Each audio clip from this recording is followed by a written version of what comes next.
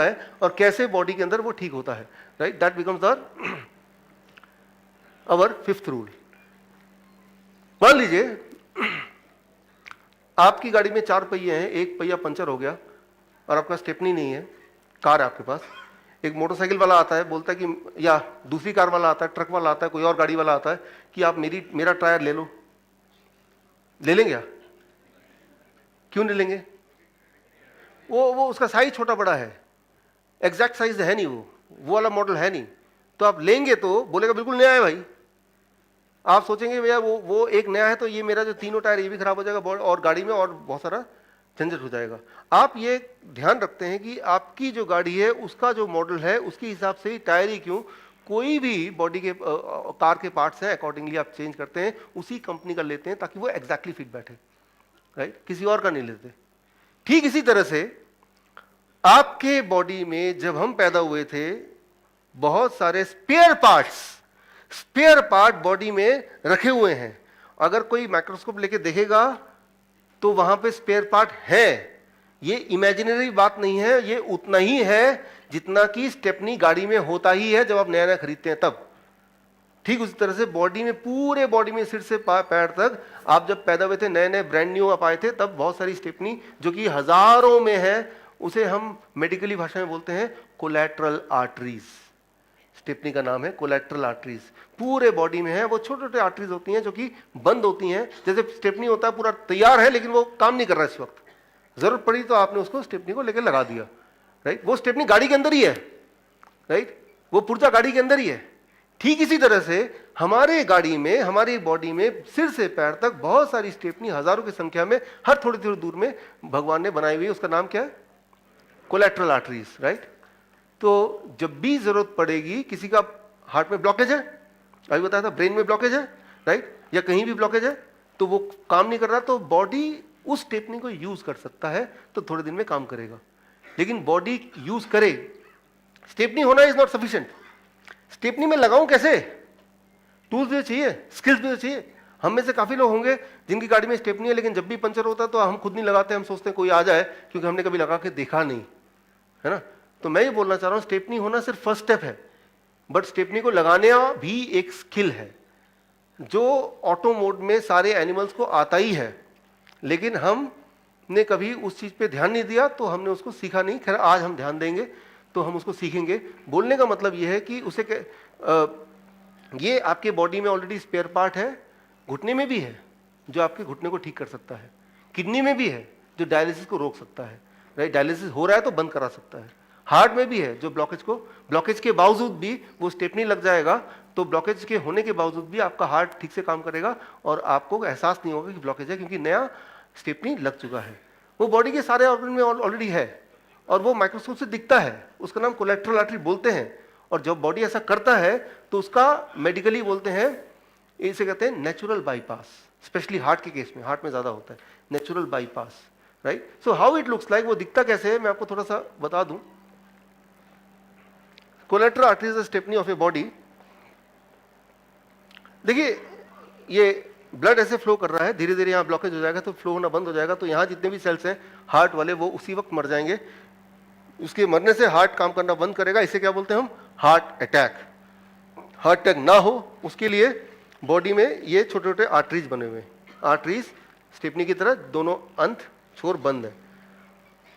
हम में से काफी लोगों के केस में ये आर्टरी ऑटोमेटिकली बॉडी पहले से ही खोल के रखता है ताकि किसी दिन भविष्य में अगर ये ब्लॉक हो जाएगा तो उसी वक्त ब्लड यहां से फ्लो करेगा और आपको पता भी नहीं चलेगा, और हार्ट अटैक आया भी और आप जिंदा भी हैं, आपको पता भी नहीं है।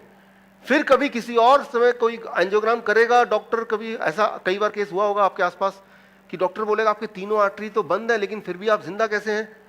फिर डॉक्टर खुद ही बताएगा कि आपकी बॉडी ने ये नेचुरल बाईपास किया हुआ है तो आप जिंदा हैं।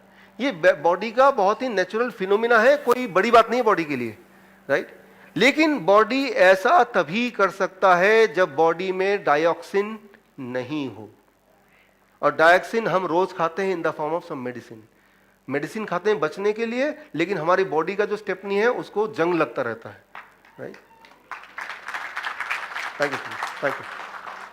तो मेडिसिन खा के हम, हमारा जो नेचुरल सिस्टम है वो सिस्टम जो काम कर रहा था, ये नोबेल प्राइज विनिंग साइंस 1998। बोलने का मतलब जितनी भी चीजें मैंने बताई कोई मैंने अपनी इमेजिनेशन से नहीं बनाई, मेरी कोई खुद की डिस्कवरी नहीं है, ये ऑलरेडी एग्जिस्टिंग साइंस है और मेन स्ट्रीम साइंस है। मेन स्ट्रीम साइंस मतलब जो ऑलरेडी यूनिवर्सली एक्सेप्टेड है, मेन स्ट्रीम मेडिकल जर्नल में जो है या मेन स्ट्रीम मेडिकल एजुकेशन में जो है, उस साइंस की मैं बात कर रहा हूँ, राइट। तो आपने अभी तक 5वें रूल आते आते आप यहाँ तक पहुँच गए हैं कि हमारा एक दुश्मन है, उस दुश्मन का नाम क्या है? डायऑक्सिन। बस उसको हटा दो, अगर वो हटा दें तो कैंसर है तो वो ठीक हो जाएगा, हार्ट डिजीज है तो वो ठीक हो जाएगा, किडनी फेलियर है तो वो ठीक हो जाएगा। एक काम करो, बस डायऑक्सिन को उठा के फेंक दो, राइट। तो वो फेंकने से ही आपकी ज़िंदगी चालू होगी। हमारा कैंप लगता है साल में एक बार इंडिया में, जहाँ हम 3 दिन, कई बार पेशेंट बोलते हैं डर के मारे कि 10 साल से दवा ले रहा हूँ, अचानक कैसे छोड़ दूँ, कुछ हो गया तो। मुझसे पूछते हैं क्या आप जिम्मेदार होंगे, राइट।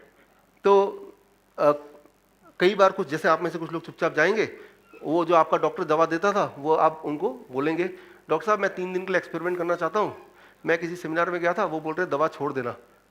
वो पता है क्या बोलेंगे? अगर छोड़ दिया कुछ हो गया तो मैं जिम्मेदार नहीं हूँ भाई। तो फिर आप उनसे पूछिए ठीक है मैं नहीं छोड़ता और कुछ हो गया, क्या आप जिम्मेदार हैं? तब तो मैं बिल्कुल नहीं हूं। एक बात याद रखिए, जिम्मेदारी तो आप ही की है, वो किसी की जिम्मेदारी नहीं है। आपका शरीर है, आपका गाड़ी है, आप ही को रखना है ध्यान इसको। अभी गाड़ी बाहर पार्क किया, जिम्मेदारी किसकी है? अनंत वेदांत की तो नहीं है,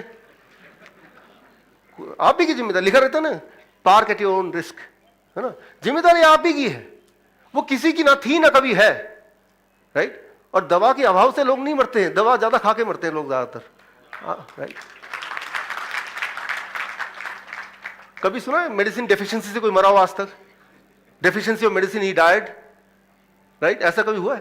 सो मैं ये बोलना चाह रहा हूं कि अगर तो आप गाड़ी के मालिक हैं तो डिसीजन आपको लेना पड़ेगा, राइट। तो कई बार बोलते हैं डॉक्टर साहब ये रिस्क कैसे लें?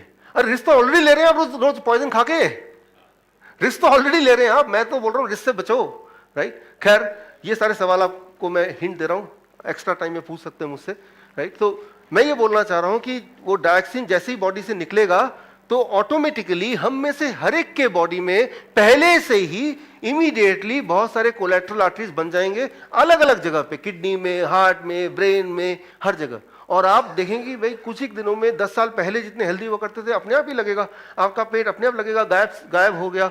लोग बोलेंगे क्या बात है, इतने पतले लग रहे हो, कमजोर हो गए हो, क्या बात है? बट ट्रुथ ये है कि इंडिया में क्या है कि पतले को लोग सोचते हैं कमजोर हो गए, पेट इतना बड़ा होगा यार क्या ताकतवर आदमी है खाते पीते घर का है, फिर चाहे 4 आदमी लेके उसको उठा के लेके जाना पड़े, है ना। तो वो तो हमें we need not to be influenced by the what the people से। आपको you are your own driver, आपको खुद से पूछना है कि एम आई फीलिंग एनर्जेटिक, क्या मेरे पेन सारे खत्म हो गए हैं? क्या 20 साल पहले जो ताकत थी वही ताकत है मेरे पास? क्या मुझे रात को ठीक से नींद आती है, राइट। अगर सारे आंसर यस है तो ये ब्रेन का डायग्नोसिस है, राइट, इसको इग्नोर नहीं करना है, यही मेन है, right. So most important thing, हमारे बॉडी में जगह जगह पे स्टेपनी बनाए हुए हैं, जगह जगह पे डॉक्टर बिठाए हुए हैं गॉड ने, तो वो लेकिन वो जंग खा चुके हैं, उसको डायऑक्सिन को निकाल के फेंकना है। कैसे फेंकना है? I will come to that.